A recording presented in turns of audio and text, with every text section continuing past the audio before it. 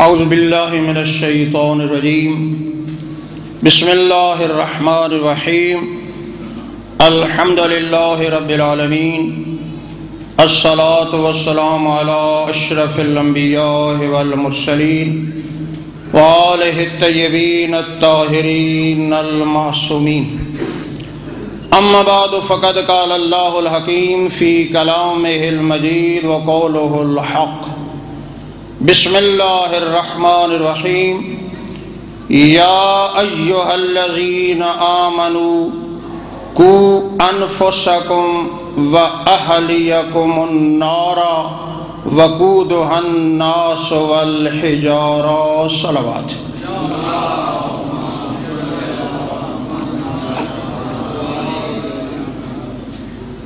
عظیم الشان تعلیمات نہج البلاغہ کانفرنس ہم سب کے لیے یہ سعادت ہے خالق اکبر ایسی نورانی اور علمی محفلیں نصیب ہو۔ ہمارے دلوں کو خالق اکبر اپنی مقدس کتاب قرآن مجید کی معرفت کے نور سے اور نہج البلاغہ کی معرفت کے نور سے منور فرمائے۔ خالق اکبر کا ایک پیغام کہ اے صاحبان ایمان قوا انفسکم واہلیکم، بچاؤ اپنے آپ کو بھی اور اپنے خاندان کو بھی کس سے؟ جہنم کی دیکھتی ہوئی آگ سے، کہ جس کا ایندھن پتھر بھی ہوں گے اور نافرمان انسان بھی ہوں گے۔ اس کریم خالق کا کتنا بڑا احسان ہے کہ اپنی اس زمین اور کائنات کو جس گلدستہ انسانیت سے سجایا، اس گلدستہ انسانیت کا پہلے دو پھول حضرت آدم اور حضرت حوا، اور کتنا بڑا شرف ہے کہ اس گلدستہ انسانیت کا ہمیں بھی حصہ بنایا اور ہمارے سروں پہ بھی تاج انسانیت سجایا۔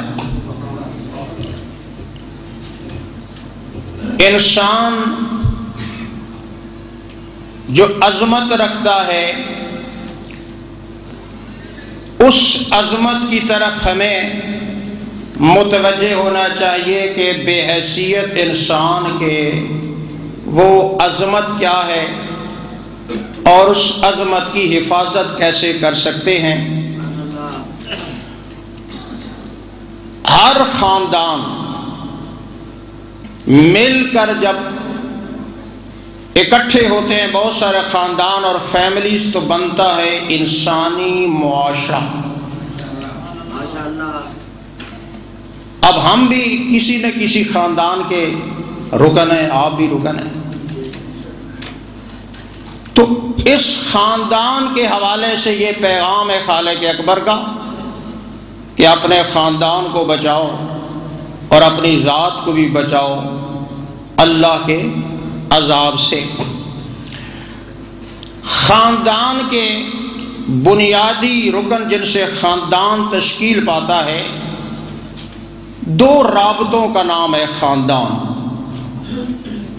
اولاد اور والدین کا باہمی ربط اور شوہر اور بیوی کا باہمی ربط۔ اس ربط کو کہتے ہیں خاندان۔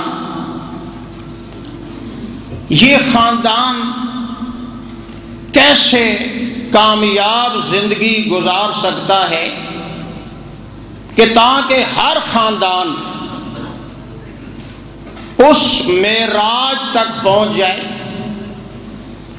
کہ جس عظمت پہ اللہ کی ذات نے ہمیں کچھ خاندان ہمارے لیے آئیڈیل بنا کے ہمارے سامنے رکھے، ایسے خاندان اور گھرانوں کا ہمیں تعارف کرایا کہ اس گھرانے کے مرد کو محمد مصطفیٰ کہتے ہیں اور اس گھرانے کی خاتون کو خدیجۃ الکبریٰ کہتے ہیں، اور اس عظیم خاندان کے نتیجے کو فاطمہ زہرا کہتے ہیں۔ یہ ہمارے سامنے اللہ کی ذات ایک مثالی خاندان، ہم بھی خاندان ہیں، آپ جتنے بیٹھے ہیں کسی نہ کسی فیملی اور خاندان کے رکن ہیں۔ کیسے خاندان اس کریم نے ہمارے سامنے آئیڈیل رکھے کہ جب ہماری نگاہ ان آئیڈیل خاندان کے مرد پہ پڑتی ہے تو مولا علی نظر آتے ہیں، اور جب خاتون پہ نگاہ پڑتی ہے تو فاطمہ تو زہرا نظر آتی ہے۔ کیسے خاندان ہمارے لیے رکھے تاکہ کہا صاحبان ایمان تم بھی اپنی فیملی اور خاندان کو ایسا بناؤ کہ جیسے میں نے تمہارے سامنے آئیڈیل رکھے کہ جب اس عظیم الہی خاندان کی تربیت پہ نگاہ کرتے ہیں تو کہیں حسن نظر آتے ہیں، کہیں حسین نظر آتے ہیں، کہیں زینب کبریٰ نظر آتی ہے اور کہیں ام کلثوم نظر آتی ہے۔ لیکن ایسے عظیم خاندان ایسے آرام سے نہیں بن سکتے۔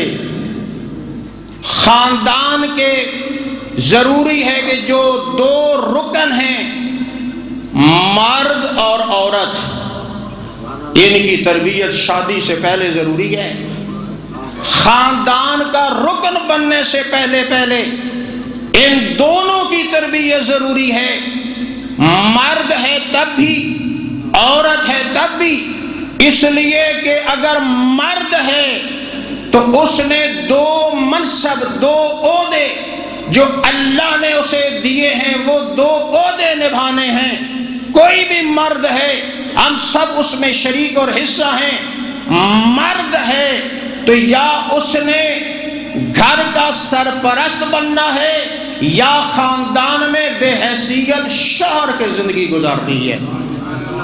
اور اگر گھر کے اندر کوئی خاتون اور عورت ہے اس کے ذمے بھی بڑے دو عہدے اور منصب ہیں۔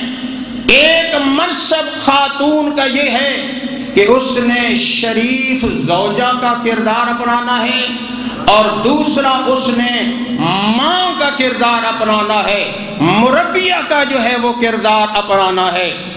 لہٰذا یہ خاندان جس طرح اللہ چاہتا ہے، محمد مصطفیٰ چاہتے ہیں، ائمہ چاہتے ہیں، ایسا خاندان ہم نے بنانا ہے تاکہ ہمارے خاندان اور گھر کی چار دیواریوں کے اندر سے بھی سلمان فارسی جیسے انسان بھی پروان چڑھے، ابو ذر غفاری جیسے انسان بھی پروان چڑھے۔ ایک مثالی خاندان بنانے کے لیے ضروری ہے کہ پہلے عورت کو بھی بتایا جائے، بیٹی کو بھی بتایا جائے کہ تیری ذمہ داری کیا ہے، تیرا فریضہ کیا ہے۔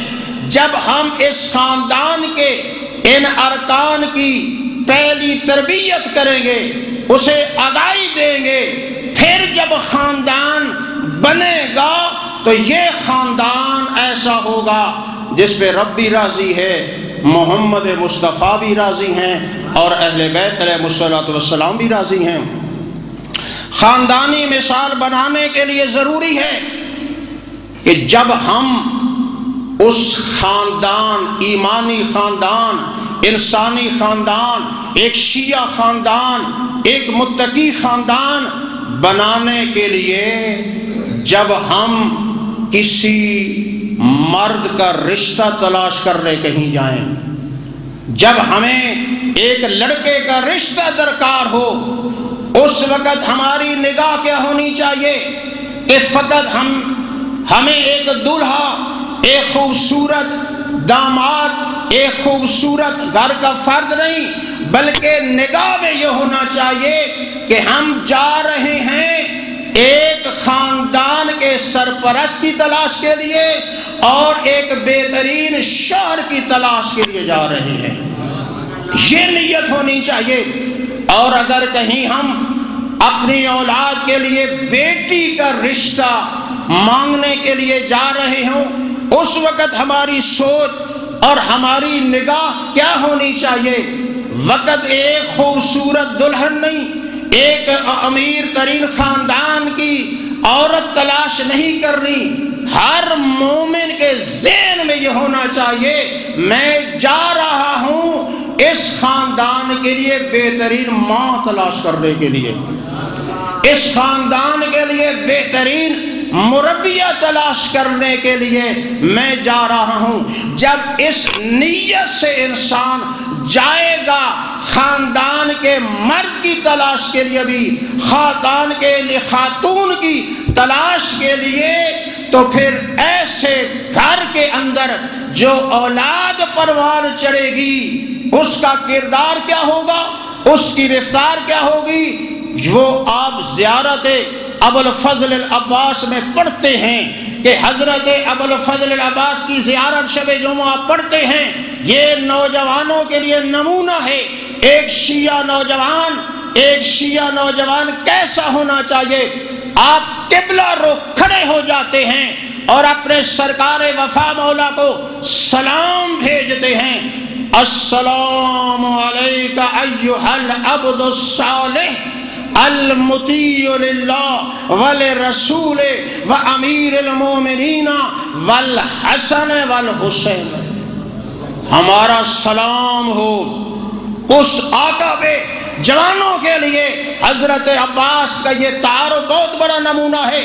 حضرت عباس کسے کہتے ہیں؟ کس خاندان کا چشم و چراغ ہے، کس خاندان کا نتیجہ ہے؟ یہ وہ ہستی ہے جو وحی کے گھر میں پرورش پاتی رہی، جو قرآن کے گھر میں پرورش پاتی رہی، جو عصمت و طہارت کے گھر میں پرورش پاتی رہی۔ آج ہر نوجوان کو اس کردار کو اپنانا پڑے گا کہ ہم سلام کرتے ہوئے کہتے ہیں ہمارا سلام ہو اس ہستی پر جو عبد صالح تھا، نیک عبد تھا۔ اولاد کو ایسا بناؤ ہر کوئی کہے کہ نیک عبد ہے، نیک بندہ ہے، نیک بیٹا ہے، نیک بیٹی ہے۔ ہمارا سلام ہو اس پر جو اللہ کا بھی اطاعت گزار، اللہ کے رسول کا بھی اطاعت گزار، امیر المومنین کا بھی اطاعت گزار، حسن و حسین کا بھی اطاعت گزار۔ ایسے خاندان کو بنانے کے لیے ان دونوں ارکان جو ہیں، شوہر بھی ہے اور زوجہ بھی ہے، ان دونوں کی ذمہ داریاں کیا ہیں؟ خاندان کے اندر شوہر کو کیا کردار اپنانا چاہیے؟ آؤ قرآن سے بھی پوچھتے ہیں، اہل بیت علیہ السلام سے پوچھتے ہیں۔ جس ہستی کی مقدس کتاب ناجل و بلاغہ کی تعلیمات کی نورانی آپ محفل میں بیٹھتے ہیں، ان ہستیوں کی تعلیمات کی روشنی میں ایک شوہر کی کیا ذمہ داریاں ہیں، ایک شوہر کے کیا فرائض ہیں؟ پہلی ذمہ داری خاندان کے سرپرست شوہر کی پہلی ذمہ داری کیا ہے؟ پورے خاندان کو جہنم سے بچانا، یہ پہلی ذمہ داری ہے۔ پیٹ کی ضرورتوں کو پورا کرنا ایک اور مسئلہ ہے، لیکن پورے خاندان کو جہنم سے، جہنم کی آگ سے، اللہ کے عذاب سے بچانا یہ پہلا فریضہ ہے گھر کے سرپرست اور گھر میں جو بعہدہ شوہر موجود ہے۔ پہلی ذمہ داری خالق اکبر کہتا ہے اے میرے بندے، تو گھر کے اندر بے حیثیت شوہر کے ہے، بے حیثیت باپ کے ہے، میں خالق تجھے کہتا ہوں کونو انفسکم و اہلیکم النار، اپنے آپ کو بھی بچا، اپنی اولاد کو بھی بچا، اپنی اہلیہ کو بھی بچا، پورے خاندان کو بچا میرے عذاب جہنم سے۔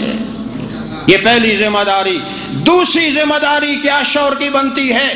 شوہر کی دوسری ذمہ داری بنتی ہے کہ اپنے پورے خاندان کو سب سے پہلے توحید کا درس دے، سب سے پہلے اپنے گھر والوں کو اس وحدہ لا شریک کی توحید کی معرفت عطا کر نبوت کا درس دے، قیامت پر ان کا ایمان پختہ کر، قبر کے اندر حساب کتاب کی معرفت کا ایمان ان پہ مکمل کر، اخلاق حسنہ کو ان کی تربیت کر۔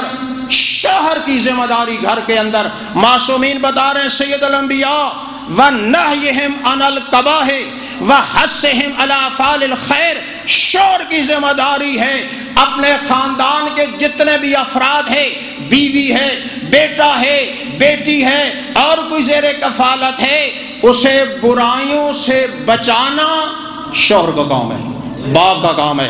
وَحَثِّهِمْ عَلَى أَفْعَالِ الْخَيْرِ، خاندان کا جو سرپرست ہے بے حیثیت شوہر کے ہے، بے حیثیت والد کے ہے، معصوم فرماتے تیری ذمہ داری ہے کہ ان کو نیکیوں کی طرف ترغیب دلا، اچھائیوں کی طرف ترغیب دلا، خدا کے سامنے جھکا، انہیں سجدہ ریز بنا، انہیں تلاوت کرنے کا عادی بنا، ان کی زبان کو بھی ذکر خدا سے منور کر، ان کے دل کو بھی ذکر خدا سے منور کر۔ شوہر کی ذمہ داریاں ہیں، اور آپ کے چھٹے مولا شوہر کی ذمہ داریوں کے حوالے سے فرماتے ہیں من سعادت الرجل ان یکون القیم علی عیالہ، شوہر کی یہ سعادت یہ ہے، گھر کے سرپرست کی سعادت اور خوش نصیبی یہ ہے کہ وہ اپنے خاندان کی صحیح سرپرستی کرے، ان کی نگرانی کرے۔ اور پھر دوسرا ایک فریضہ اہم جو خاندان کو بہتر بنانے کے لیے ہے کہ شوہر ظالم نہ ہو، ڈکٹیٹر نہ ہو، حکم چلانے والا نہ ہو، بلکہ شوہر زوجہ کا احترام کرے، زوجہ کی عزت کرے۔ اسے پتہ ہونا چاہیے میرے گھر میرے زیر کفالت یہ کنیز زہرا ہے، یہ اللہ کی امانت ہے، اور اس اللہ کی امانت نے میں حفاظت کرنی ہے، اس کی تمام ضروریات کو میں نے پورا کرنا ہے، اس کو انسان سمجھنا ہے، اس کو میں نے بیٹوں کی ماں سمجھنا ہے، بیٹیوں کی مربیہ سمجھنا ہے، اس کو میں نے اپنے دین و ایمان کا شریک سمجھنا ہے، شریک حیات۔ خالق کائنات ہمیں بھی بہترین خاندان بنانے اور جو بھی عہدہ ہمارے پاس ہے، بے حیثیت شوہر کے رہ رہے ہیں، بے حیثیت باپ کے رہ رہے ہیں، معصومین کی دی ہوئی تعلیمات کی روشنی میں یہ فرائض ادا کرنے کی توفیق عنایت فرمائے۔ والسلام علیکم ورحمۃ اللہ۔